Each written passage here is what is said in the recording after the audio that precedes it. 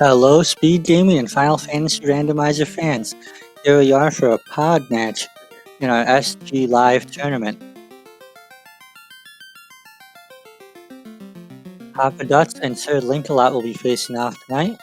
We've got a random party draft. I had 6 characters to choose from. Looking at Liblercians here, that black belt was plus 20 hit percent, that's a must-have. And then that red mage also had plus magic defense and luck, that's a pretty strong player. And the thief came with plus legendary sword, which is something very exciting. They can equip that katana as soon as they find it.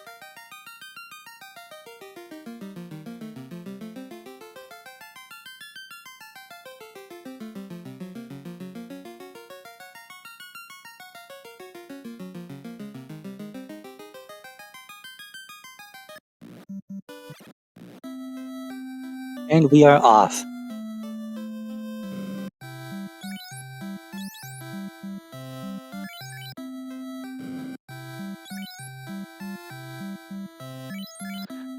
That exit is not white mage learnable. We might be seeing a reroll for that.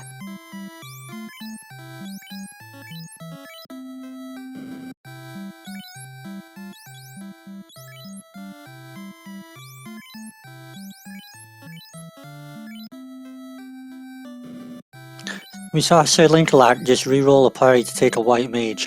That gives him access to that exit spell at level 1 and that harm 3. The flags have improved harm turned on for white mages only. That means when the white mage uses it, it's going to hit all enemies, not just undead like in vanilla. The red mage does not get that benefit.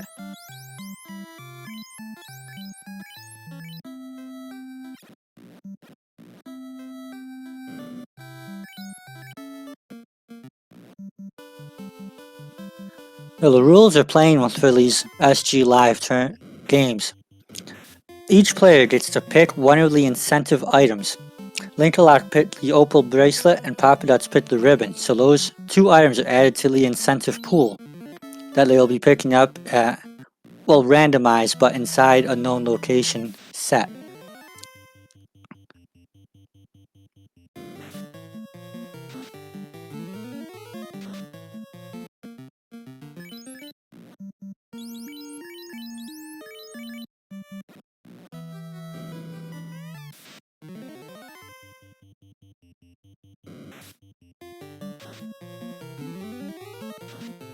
The white mage doing work over there, taking Garland down easily.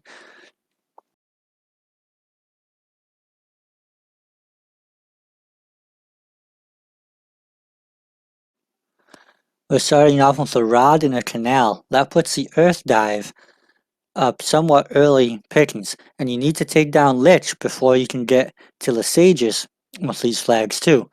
So the earth cave is going to be worth taking once they get access to it.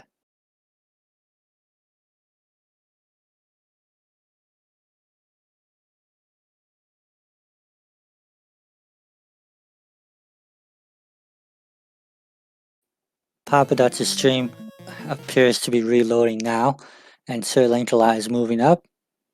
I'm going to check what Provoca has to offer in a minute here.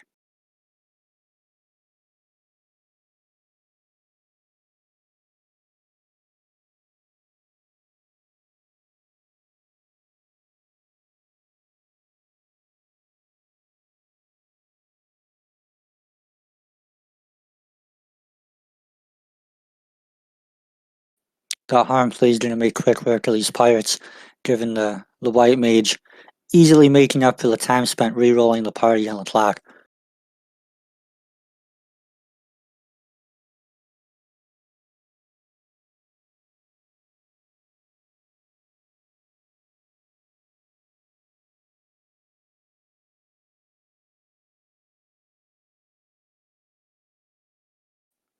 And the ship from Bicky, which puts that canal is already going to be useful, and that Lich dive is available at this time.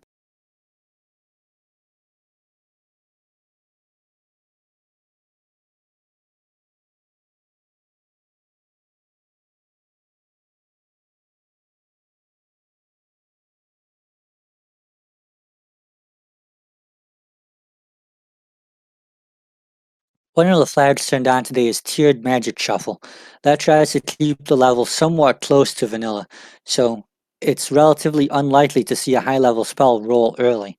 But we did see Harm 3 and Cure 3, which are both really nice to have at this point.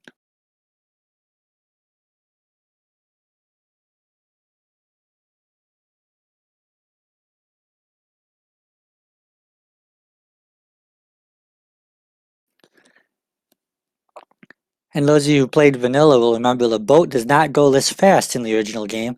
One of the things we can do in the randomizer is speed up all kinds of movement, including the beloved speedboat, new this year.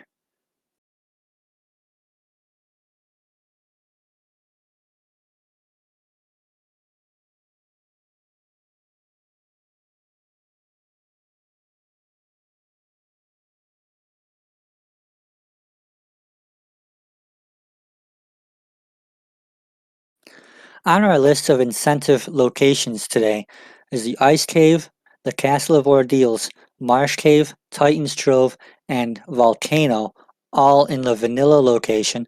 So we're going to see Linkalot here quite possibly go straight down to the vanilla crown chest, pick up a few easy ones on the way, and then likely exit right out using that white mage.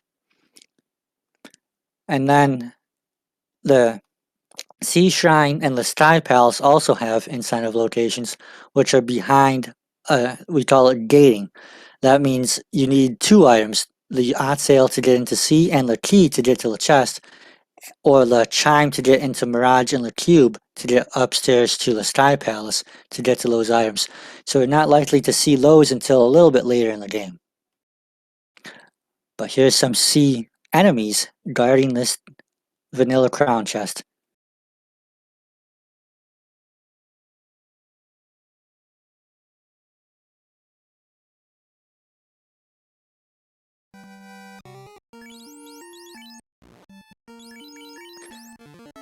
Finding that opal bracelet, that's a nice item to have. It's not required to finish the game. Linkalot might be feeling a little bit of disappointment in that, but having that early game, it can add to the survivability of those mages significantly. So I think it's nice to see.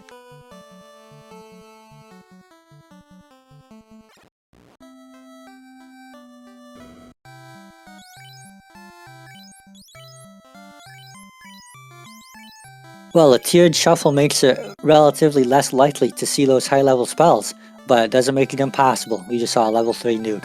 Beautiful spell to see. And that lampstick is worth good money.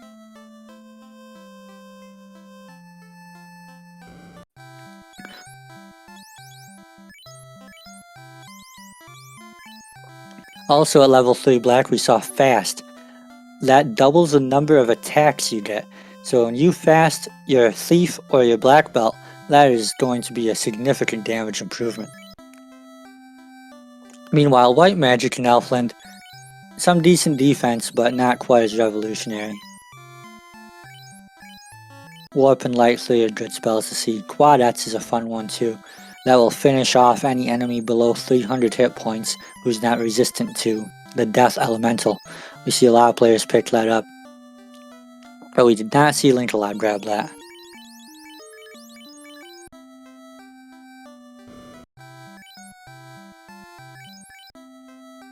Oh, we just saw a floater for sale, 37,000. In the vanilla game, you buy the bottle from the Oasis dealer. That we call a vendor item. It gets shuffled across all the item stores in the game. It'll pop up randomly in one, and then the item itself can get shuffled in. That floater here, as soon as he has the cash to afford that, he'll be able to buy it and take the ship down. The Ryukon Desert dock is turned on, so he can take the ship straight down there, dock, and pick up the airship at any time once he has the money.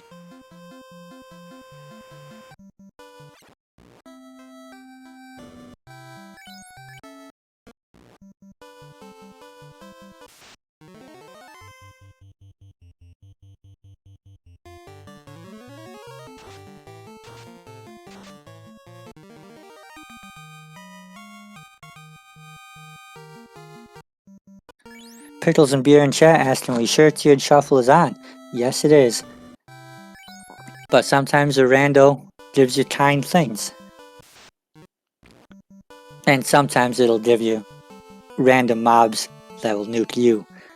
So far the fights haven't looked too bad, but let's not jinx it too much.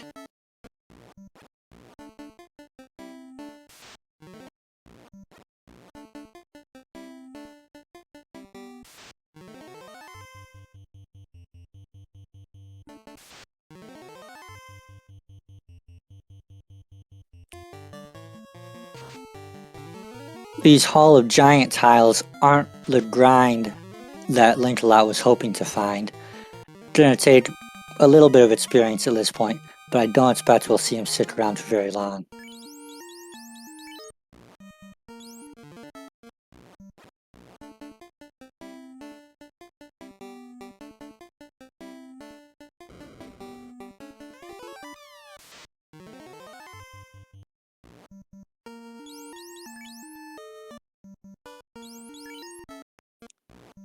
There's still some technical difficulties over on poppadux' side that we're hoping to have worked out soon so we can pick up what action's going on there. Meanwhile, Linkalot is taking that early rod right into Earth Cave. Gonna see about nuking Lich right down.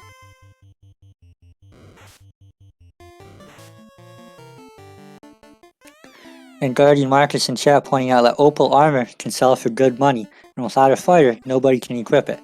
That's true. I'm sure we'll see him drop by a store and possibly have money for that floater. But one of the things you do when routing these games is when you're in the area to do something and you have the capability to do it, you want to do it.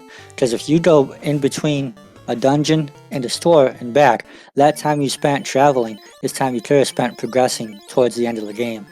And with the players of the caliber in this tournament, every minute you waste is a minute that could cost you the game.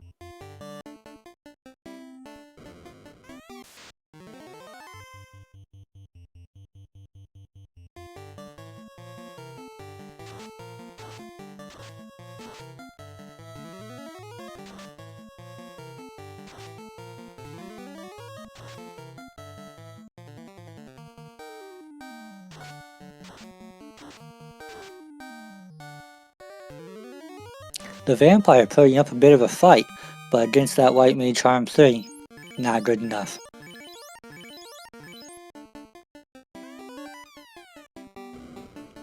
Speaking of lovely fighter armor, Dragon +1.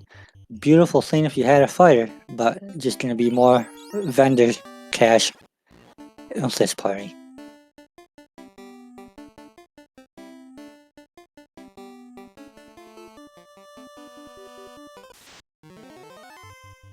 There is no earth incentive item in these flags, so Linkalot's going straight through, skipping these extra chests, gonna take down Lich, and then work his way over to Crescent Lake to see what the sages have to offer. Taking a look at our boss stats, the scaling is somewhat kind, it hovers around 100%, plus or minus a little, but the scripts and spells are shuffled. It's possible Lich is gonna throw out thunder and poison. If he does, that could potentially be a bad day.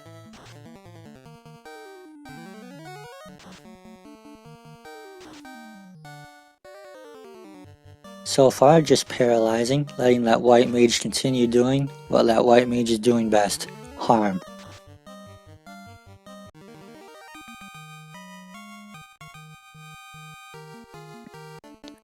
But Reynolds pointing out that there is in fact an earth incentive, it's just kept in Crescent Lake.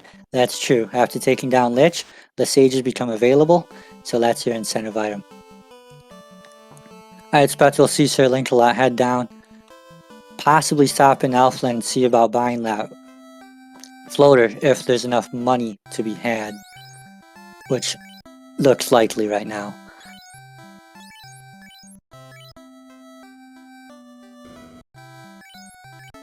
Love to see life too. That's among the best spells in the game.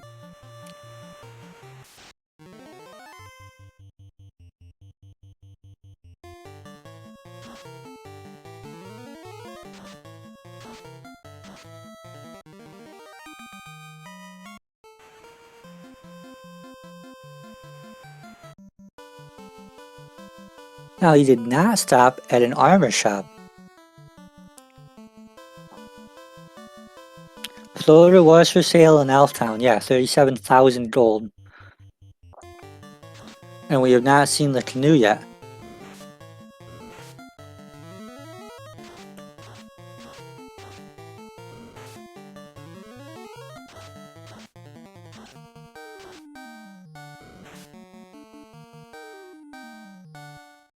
These peeds are worth pretty good experience in the early game, taking the time to kill them, hoping to pick up a few levels.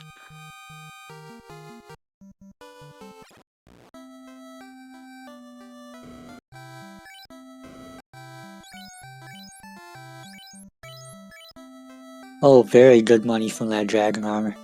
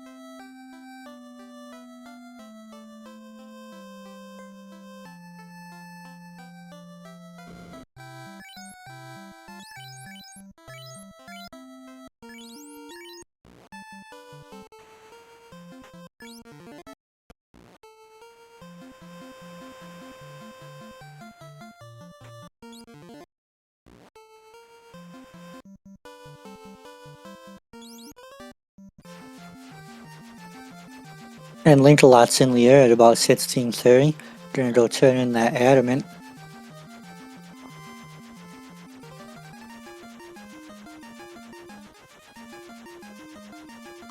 Or not. Go visit Sarda first. Now picking up the Sarda item first, that's a thing a lot of players do because if you do it now, you won't forget about him and end up lost later. It's a good play, and that crown's gonna be right in proximity too.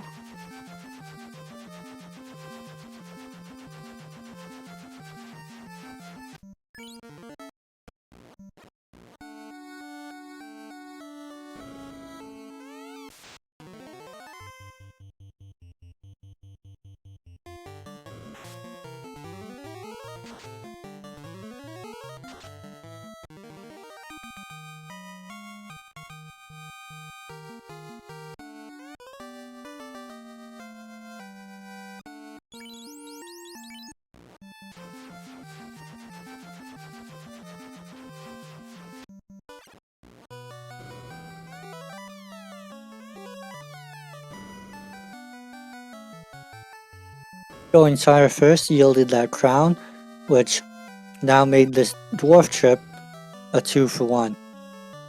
Picking up the cube from the smith,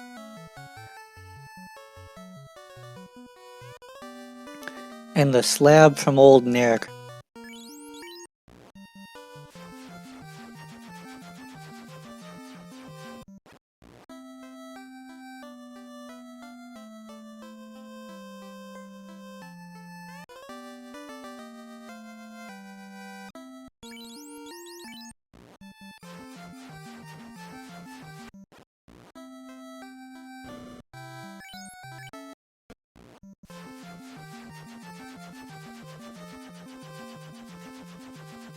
Now since there's no canoe yet, this means that several locations are off the table. There's no waterfall available, there's no ordeals available, but Ice Cave is, Volcano is, and the Fane is available to turn in that slab.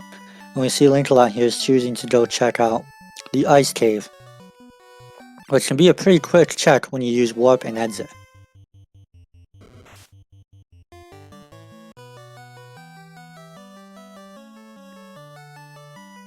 But Reynolds pointing out no on-rack either because northern docks are turned off, that's right.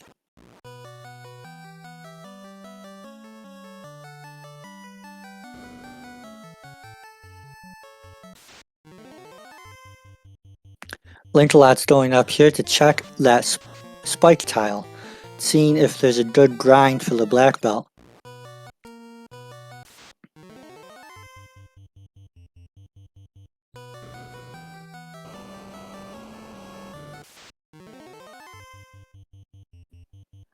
And these are not what he was looking for. So gonna warp back up, grab the incentive, but let's Agrima.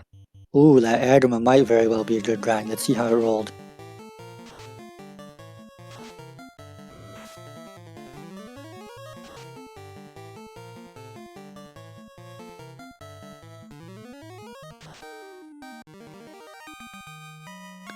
Looks like the Agrima rolled up a little bit. Granted, that's going to be our Ruby. They have a fun flag that will change the thing the Titan eats. You can change it to different minerals. You can change it to various comedic items or foods. Here it became the mineral granite.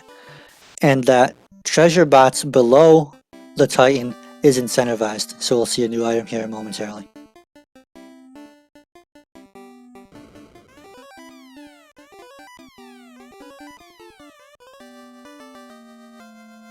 Matoya's Crystal.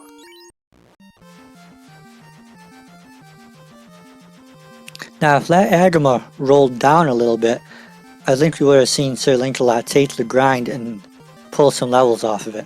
But as it was, the stats are a little bit too high. And that particular location is a bit scary because you still have to walk your levels out to save. So you don't want to take unnecessary chances. The crystal turns into a chime. That plus cube means the Sky Palace is now on the table. There is an incentive item in there.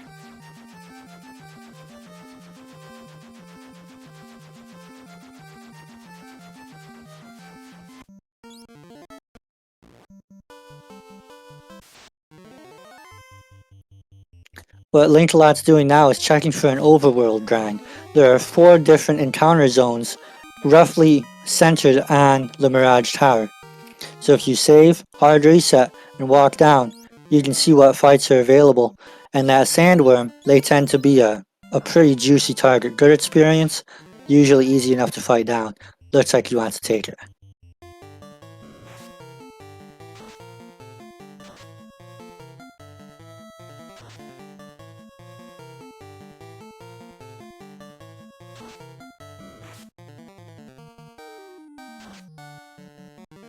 A black belt grind is a skill that needs to be learned just like any other in this game. I personally am not very good at it. I can waste a significant amount of time trying to get prepared. Ideally, you want just the black belt to be standing, so all that experience gets focused on him alone. And Linkalot's head down to the volcano. He might be planning to use the lava to take the other characters down. And that's exactly what he's doing. Take them down to 1 hit point, get into a fight, let them fall. You will get the black belt standing alone that much faster, get that 4x experience boost, and cut some real time off your grind.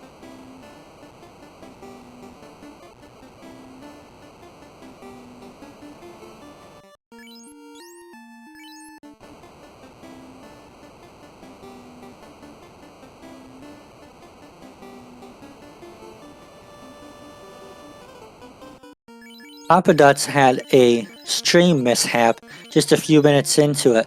Had to restart the stream and that restarted the 15-minute delay. It's quite possible that we will see some activity popping back up, but it's going to be delayed significantly. Hopefully we can find a way to fix that, but I'm not sure it's going to be possible to get caught back up.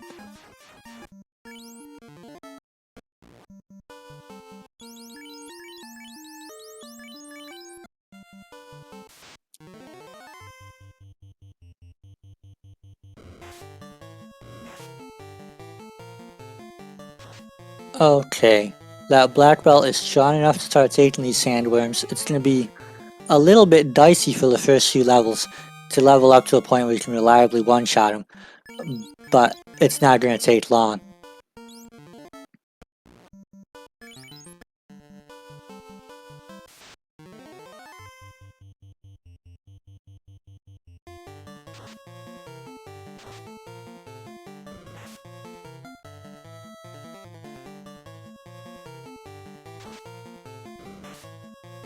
You'll notice that red mage is in slot number 1. In Final Fantasy 1, enemy attacks will predominantly land slot number 1 about 50% of the time, slot number 2 25%, and then about 12% for the last 4 slots. So if you're trying to let someone absorb enemy hits, you put them up front.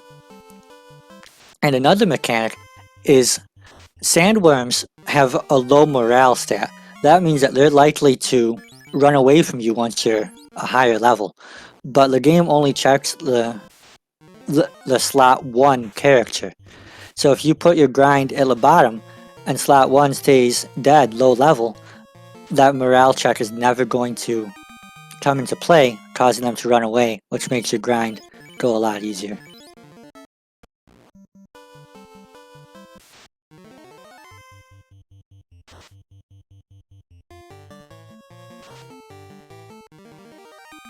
Black belt already making quick work of this.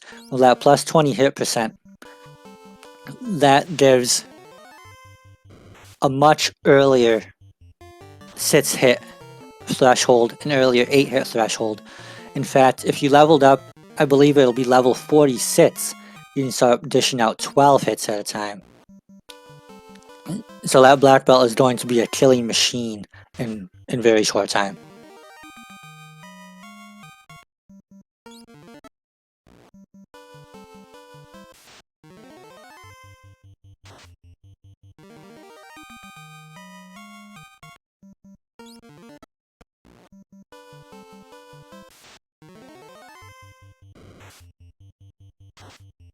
Our experience scaling in these flags is set to plus 5% per item. Some players will wait to do a grind until they've picked up more items to get a bigger benefit out of that experience scaling.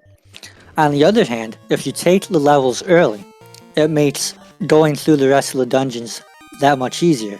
Some enemies are going to run from you, other ones are going to just be killed instantly.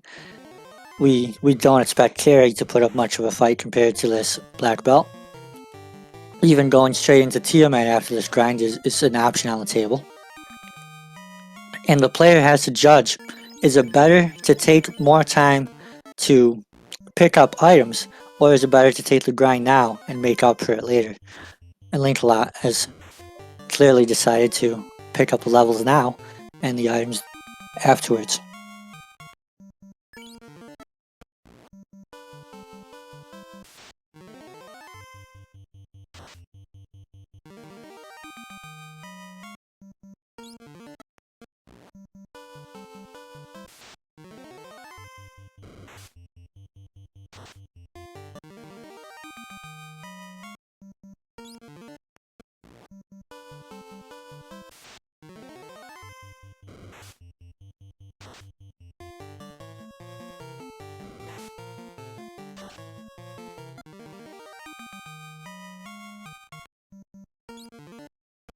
Level 29 just passed, hitting 8 hits already.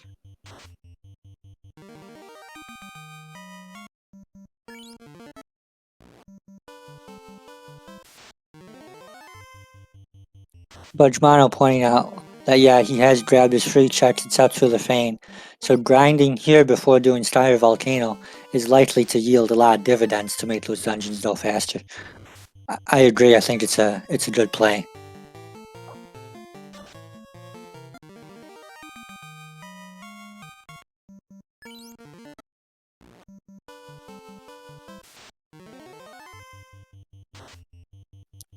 So while we watch this grind, black belt mechanics in the game are interesting because equipment, it helps them early game, but it costs them later game. If you put armor on a black belt, their defense rating, absorb as the game calls it, is only what the armor has on. But if they take the armor off, it's equivalent to their level. So an unarmored black belt on level 32, as we just saw, is going to have 32 defense points, which is not quite what opal armor would give a fighter, but it's in that territory. So that's already high tier protection.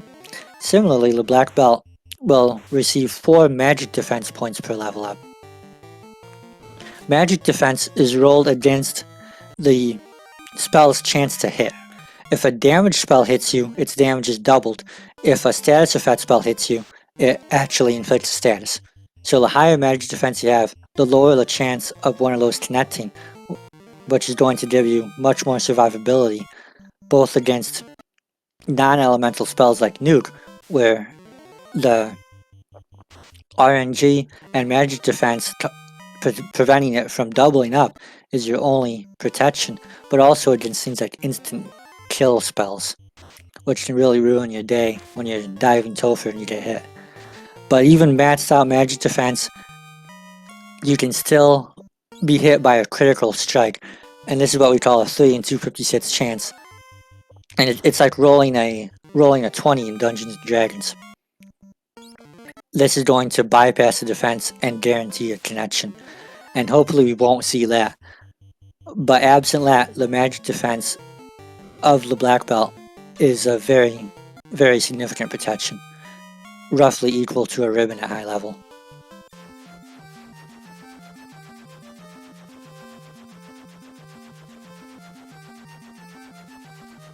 You just passed level 36 and decided to take off. Given that plus 20 hit percent, that's going to be a threshold breakpoint in terms of raw damage. Doesn't have all the defensive protection of a higher level, but the raw damage may very well make up for that, just because an enemy who's dead is not going to be casting spells on you. So he's picking up Lipari and going to continue on the item hunt. Looks like first stop is Volcano.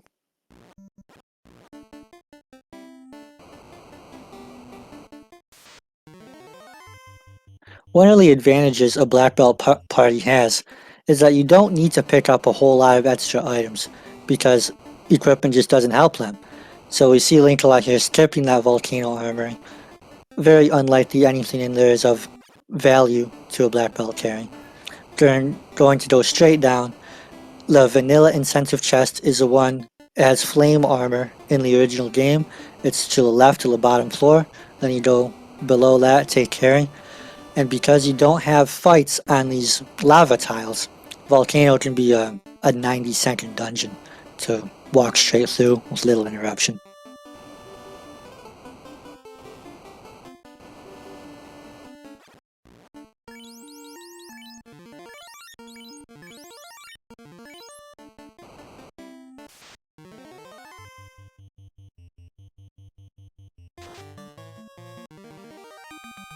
That Agma we called chunky earlier, absolutely nothing to the black belt this level.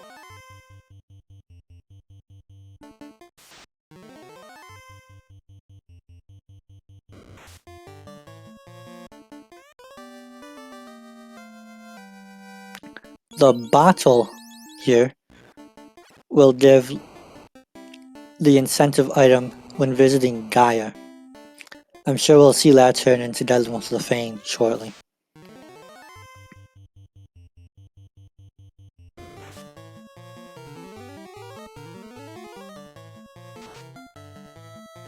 Fasting that black belt, 20 hits, over 2,000 damage. Carry never had a chance. That's the big benefit to taking the grind early. You don't have much difficulty with any individual fight after that, even though a big pack can still land stun touch or something on you. So you do have to be a little bit careful on random battles, but the boss is relatively easy.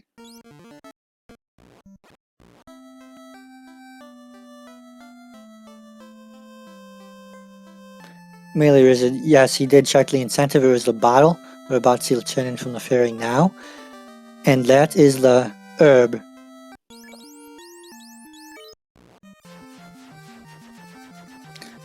Now, people familiar with the vanilla game will remember through Gaia, the item shop is on the left side of town. You have to walk around a circle to get to that fairy. One of the flags turned on in the randomizer is a Gaia shortcut, just to take away some of your in-town walking.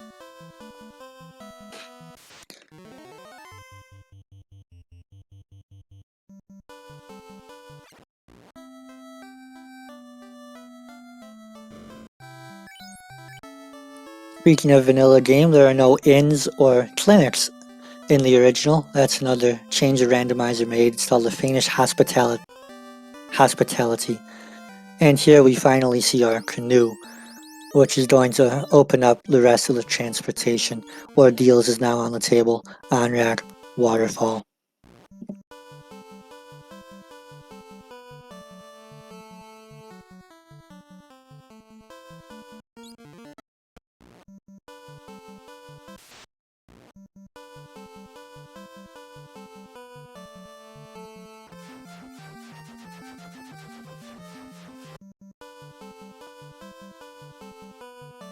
Going straight up the Mirage Tower now.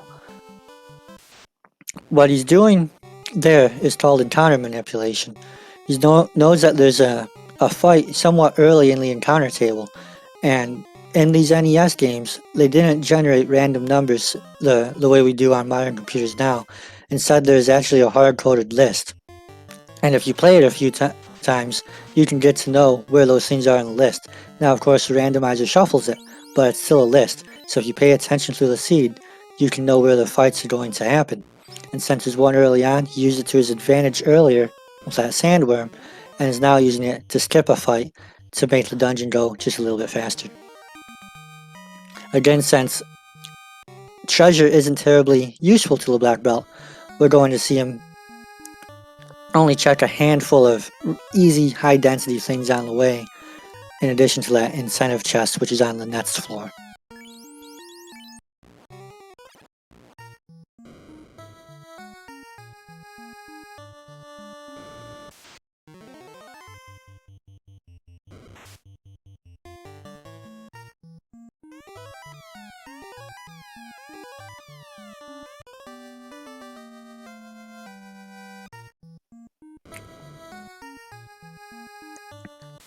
I just caught myself in an error there.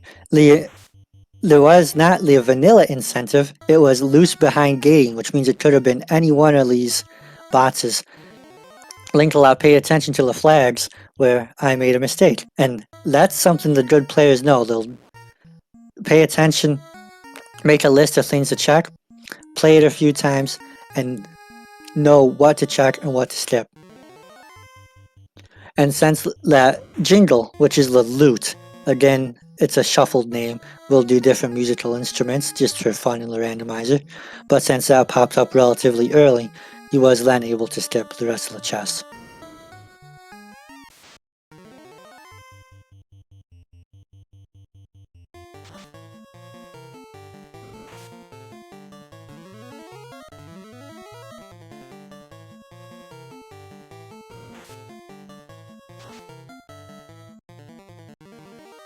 Tiamat also did not last long against that high-level black belt.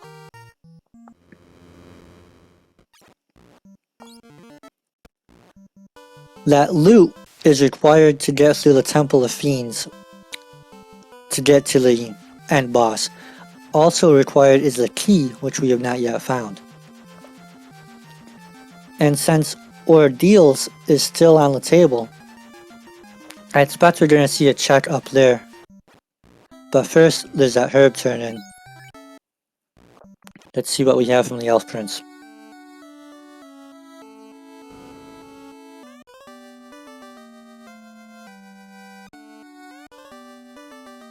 Hot sale. Sea Shrine is now open, but Sea, like Sky, it's listed as behind gating on the incentive list. And in Sea Shrine, there is no cube analog to get to the next level. But there is a chest that's hidden behind a key-locked door. Now, why is that door locked? Nobody knows. It may have been an error in the original design, but in the randomizer, we've made something out of it.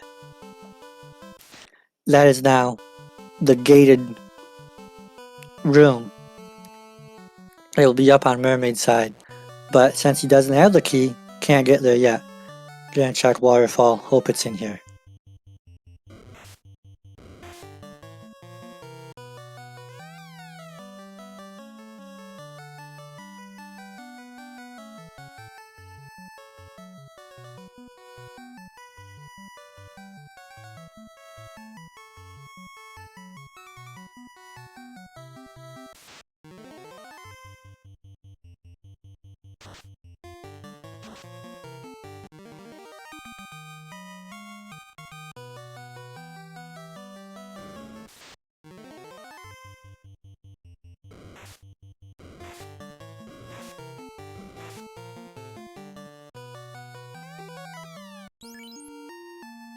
Ribbon in the waterfall. Nice thing to see. Not what he was looking for.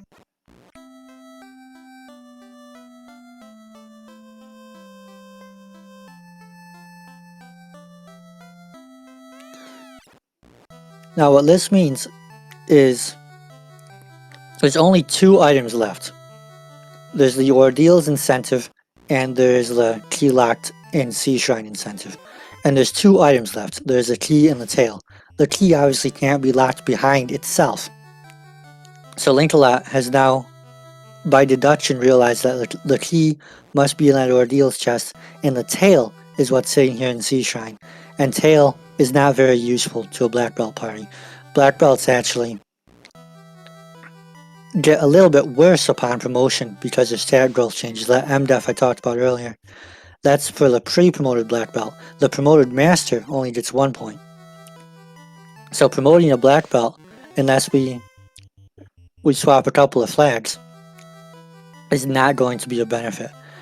As a result, SirLinkalot knows that chest is not important. Gonna skip it, go straight up to Kraken, and then go pick up the key, and we'll be on to the Temple of Fiends Revisited.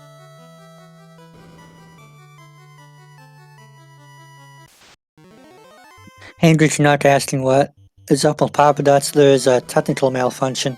The stream went down, tried to restart, there's delay.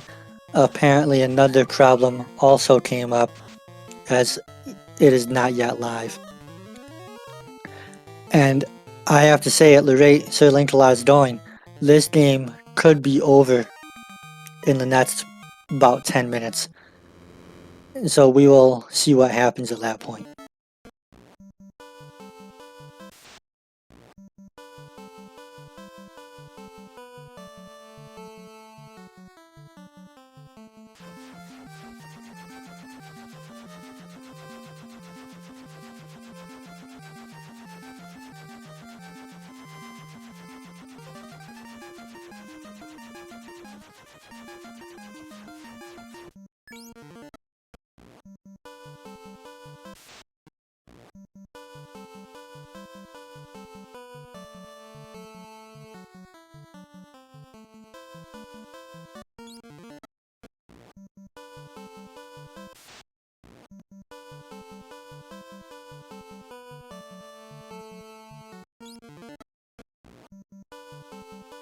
In the vanilla game, the Castle of Ordeals had a relatively easy way through it, at least once you got to know it. You always take the bottom pillar.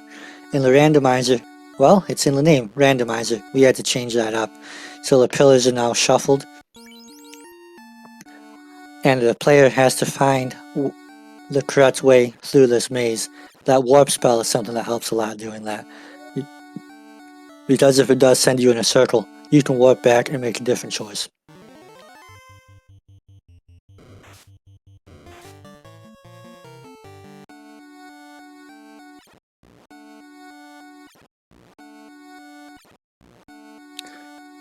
And indeed, the pillars are pretty quick. Ooh, the bad eye. This Phantom was the final mini-boss in the original game. He hits hard and he gives you 1 experience point. Not a fight you want to take. But SirLinkalot passed it, picking up the key. Gonna exit right out. And since the short Topher flag is turned on, do not have to go through the entire long walk of the original game.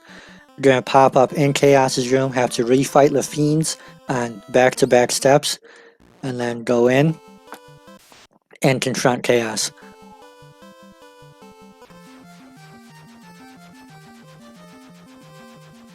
Piercing Mountain in chat asking about poppadux too. There are technical difficulties with the stream very early on. It got dropped from Twitch and never successfully picked back up.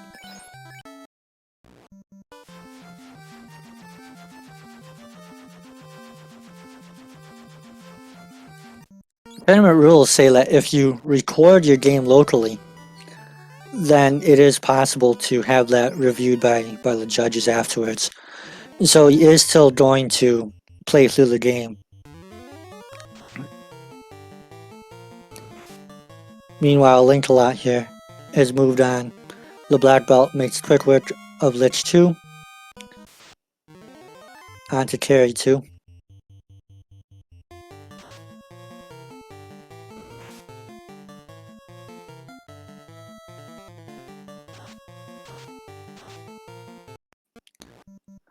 Well, it's still Piercing Mountain asking, it might not depend on who gets done first, but you will still hit done in the race room, and that's the official time. But we use the stream to go back and verify that it was an accurate time. And if the times are very close, then the judges will look at the tie and try to retime it to ensure that it was all like a photo finish.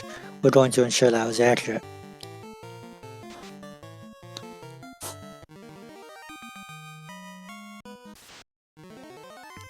Here comes Kraken 2.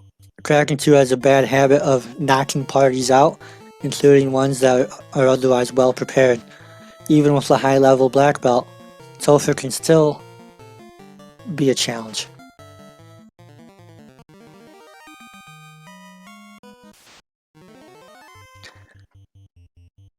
That said, of course, the high level black belt is going to help make it less of a challenge.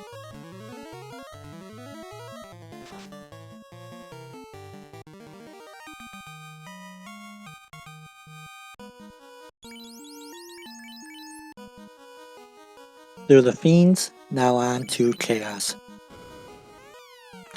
You'll notice that slight shuffling of party order, and that has to do with if Chaos is going to start punching, you want him punching the more expendable characters up front. And Chaos opens with a nuke, which doesn't care much about which order you're in anyway.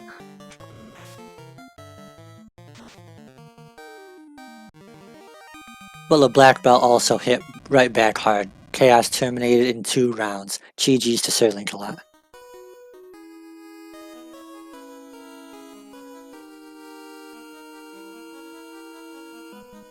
And after seeing SirLinkalot's finish, poppadux decided to hit forfeit in the race room. We don't know how well he was doing, but he did feel at that point he was far enough back to go ahead and call it the forfeit and give SirLinkalot the victory.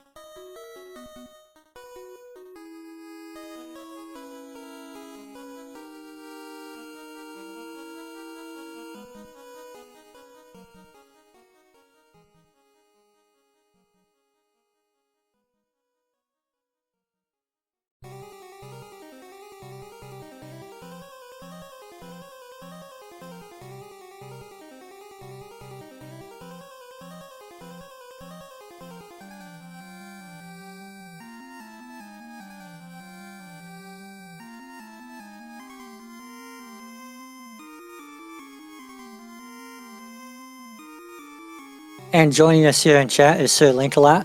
poppadux decided to decline the interview, citing internet issues, which would explain the stream problems too. But SirLinkalot, GG, that was a great time. Thank you.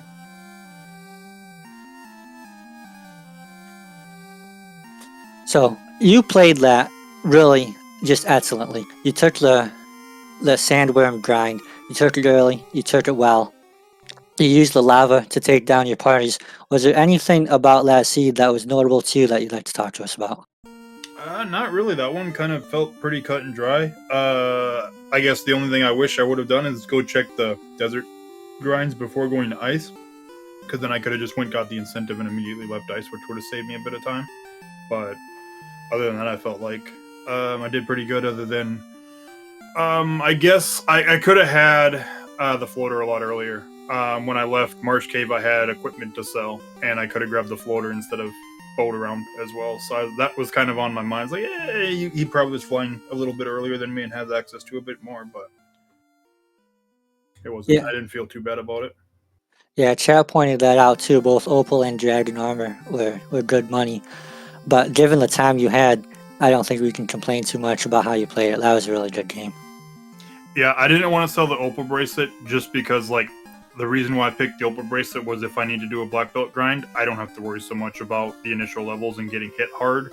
I mean, the sandworms were hitting me even with an Opal bracelet for like 40 to 55, so those early levels would have been kind of dicey without an Opal bracelet because they would have been hitting me for going close to 100 probably, Right. and with 2 of them, yeah, that would have been rough, but that's why I picked Opals to protect my black belt, and then once the black belt's protected, I can protect one of my mages, which works against everything other than nuclear and nuke.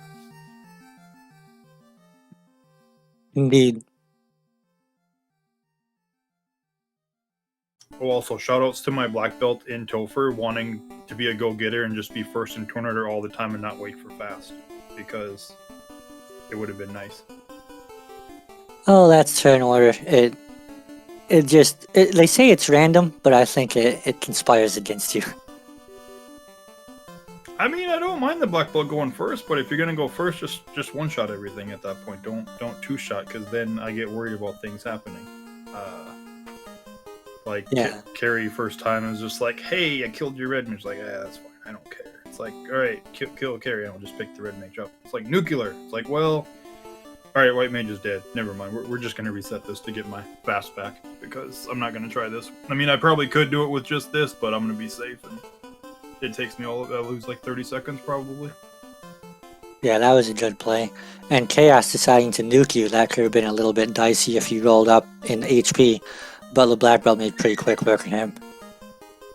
Yeah, I know when I saw him swing and hit the thief, I was like, all right, thief, I need you to do your job and just take a hit, and then completely miss the thief. I'm like, all right, you're doing your job and then some. So good job, black belt, punch some more, please, and kill Chaos before he punches you or throws another high roll nuclear or nuke out and kills you or something. Because I was definitely worried about that, seeing the high roll nuke, and since I, black belt, I was like, hey, plus 20 hit, I should only need to take it to like 36 to get 10 hits, and I was thinking about not doing it. It's like, yeah, you probably want the health and the magic defense on top of that. It's like 36 it's like 36 or 37 is going to be the break point for the 10th hit, so you might as well just take it there. And with fast, like, nothing's going to survive in Topher for more than 2 rounds. Right. And early game too, you re-rolled for that white mage after seeing level 1 magic. You want to talk a little bit about that? Mainly harm 3 and exit. I saw that, and black magic didn't have any decent sweepers. If black magic would have had like 3rd level elemental or nuke, I probably wouldn't have re-rolled off of it. But with no real good sweepers in black magic level 1, I was like, I'm gonna need something that actually do some damage, and exit's just gonna help out the whole time. I'll grab the white mage. Reason I went to red mages was just I like my red mages, but they also had the plus 15 luck bonus, so I was like, I basically have 3 thieves in my party for running. I'm not going to be sticking around many fights. If I want to leave, I'm going to be leaving. Right. I think that white mage really worked out well, did a lot of help early game. Yeah, it definitely did. The exit harm 3 helped out until kind of the red mage got online with nuke. And then that carried me a little bit until I found the sandworm grind. I was like, ooh, let's see how much health they have. And nuke took them down. I'm like, this is and especially when I saw my black belts already punching for 100 plus, I was like, this is my grind. Like, I could go look for eyes maybe in Volcano, but this is more than good enough. I'll take the sandworms, get a swole on some sandwiches, and then we'll go punch everything out. And yeah, that's why I pretty much went into overdrive at that point. The only kind of decision I was like, how soon did I want to dive into Mirage and Sky? Like, I know there's a loose loose up in the tops. Is like, do I want to go clear everything else first and hope that I don't need to look for the loose? But I was like, hey, if you find it and it's good and it's something you need, you're probably saving time if you can skip one of the dungeons. But I didn't get to skip any of the dungeons anyways because Ribbon had to be in Waterfall, not the key. Right. Well, again, I want to say GG's, and I think we can give SpeedGaming their channel back here in a minute. I also want to say GG to poppadux. It was disappointing that he had internet trouble. We weren't able to see the vast majority of the game. Wasn't able to join us for this interview. But we know poppadux is a good player, and today you did better. But the tournament's far from over. Do you have any final thoughts you'd like to give us? No, thanks for SpeedGaming for putting on SpeedGaming Live again. I'm looking forward to seeing people in person again later, and I'm looking forward to the rest of the online tournament. Yeah, and thank you for playing. Thank you for Melee Wizard, our tracker, helping us out tonight, and for SpeedGaming for running the stream and getting us on. GG's again to everyone, and to all of our viewers out there, thank you for watching. We hope to see you next time, and revive the power of the orbs. Take care, everybody.